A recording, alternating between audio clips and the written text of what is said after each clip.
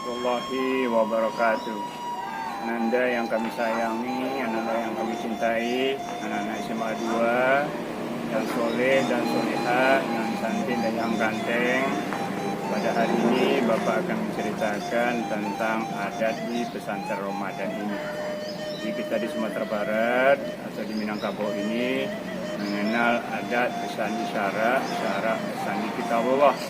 Tentunya kita orang Sumatera Barat harus mengenal adat-adatnya. Nah, seperti apa yang harus kita kenal? Kita akan berbincang, akan membicarakan tentang sumbang dua balik atau istilah-istilah perilaku orang Sumatera Barat yang pada umumnya tidak baik, yang tidak pantas kita lakukan. Itulah namanya sumbang 12. Demikian Ananda, simaklah video ini baik-baik, ambil ringkasannya dan laksanakanlah dalam kehidupan sehari-hari. Mari kita kerjasama yang baik, semangat terus kita di bulan Ramadan ini. Demikian, terima kasih. Assalamualaikum warahmatullahi wabarakatuh. Pembahasan materi adat pada pesantren Ramadan tahun 2021. Dr. Usman Endrimon, yaitu salah seorang pakar, sumbang dua balik merupakan salah satu warisan budaya Minangkabau berupa peraturan tidak tertulis yang berisikan 12 nilai sopan santun dan nilai tata krama. Nah, istilah sumbang sama dengan janggal atau bahasa Indonesianya janggal. Apa tujuannya sumbang dua balik? Adalah untuk meningkatkan kembali kesadaran dan pemahaman, terutama bagi orang tua atau pendidik usia anak dini tentang pentingnya peran nilai budaya dan kearifan lokal dalam filosofi sumbang dua balik sebagai acuan pembelajaran dan pendidikan anak usia dini. Hal ini penting karena filosofi sumbang dua balik juga berisikan pembelajaran tentang aspek moral, aspek spiritual, aspek intelektual, aspek emosional, dan aspek sosial yang penting untuk diterapkan sebagai upaya penanaman nilai karakter bagi anak dalam kehidupan sejak usia dini. Untuk apa sumbang dua balik? Salah satu cara adat Minang menjaga kehormatan perempuan atau wanita. Nah, untuk apa dan bagaimana seharusnya? Segala sesuatu yang salah dan melanggar ketentuan adat, terutama norma kesopanan. Setiap perempuan atau wanita adalah calon bumbu kandung. Nah, di tangannya nanti akan diwariskan dan mewariskan harta pusaka milik keluarga sekaum. Nah, selain itu, perempuan nanti akan menjadi madrasah atau pendidikan pertama bagi anak-anak mereka. Sehingga adab dan nilai sopan santun perempuan haruslah terjaga. Baik, Bapak simak baik-baik apa itu sumbang 12 itu. Yang pertama adalah sumbang duduk. Sumbang ketika duduk adalah sumbang bagi seorang apabila duduk tidak sesuai dengan etika, duduk menurut adat di mana menjaga nilai estetika, menjaga aurat, menjaga sikap untuk menghormati orang lain serta nilai kesopanan. Ada kebiasaan mengatur bahwa yang paling pantas bagi perempuan adalah bersimpuh. Tidak boleh bersila seperti laki-laki. Tidak boleh mengangkat kaki atau berjongkok. Duduk kursi pun haruslah menyamping dan merapatkan paha. Apabila berboncengan, tidak boleh mengangkang, harus menyamping.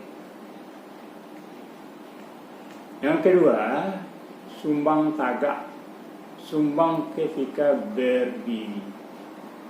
Nilai sumbang tagak adalah menjaga etika, lebih memperhatikan penempatan diri untuk menghormati orang lain, serta mempertahankan keagungan dalam bentuk perilaku berdiri.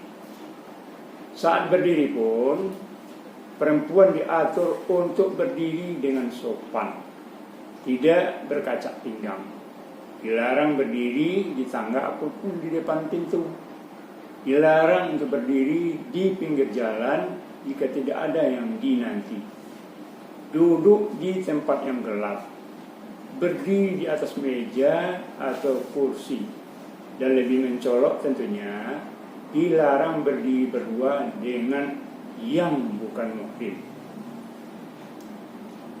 Yang ketiga, sumbang berjalan. Sumbang ketika berjalan. Adapun nilai sumbang berjalan adalah nilai etika dalam berjalan, menjaga keamanan diri dan keanggunan dengan cara tidak boleh berjalan dengan laki-laki yang sembarangan, tertawa sambil berjalan. Berjalan si ganjul lalai, pado pai, suwi nalagi, ala tatarung, patah tigo, sambil dipijak, tidak mati. Ketika berjalan, perempuan haruslah berkawan, tidak boleh tergesa-gesa, namun tetap harus hati-hati. Diumpamakan bahwa semut yang terinjak bahkan tidak mati. Demikian saking hati-hatinya. Yang keempat, sumbang bakatu. Sumbang dalam berkata adalah sumbang bagi seorang perempuan jika berkata tidak sesuai dengan etika menurut adat. Adapun nilai-nilai yang terkandung dalam sumbang katu adalah berpikir serta akal pikiran supaya perempuan Minangkabau tidak mengucapkan kata-kata yang tidak pantas untuk diucapkan dan melakukan tengah rasa untuk mengontrol perkataan dan menjaga perasaan orang lain agar tidak menimbulkan konflik antar sesama. Berkata haruslah dengan sopan dan memiliki tujuan. Harus mengerti katonan ampe. Ia harus tahu dengan siapa ia berkata. Dilarang untuk memotong pembicaraan orang lain. Berkata dengan terlalu kegirangan. Nomor 5, sumbang mancalia. Sumbang dalam melihat.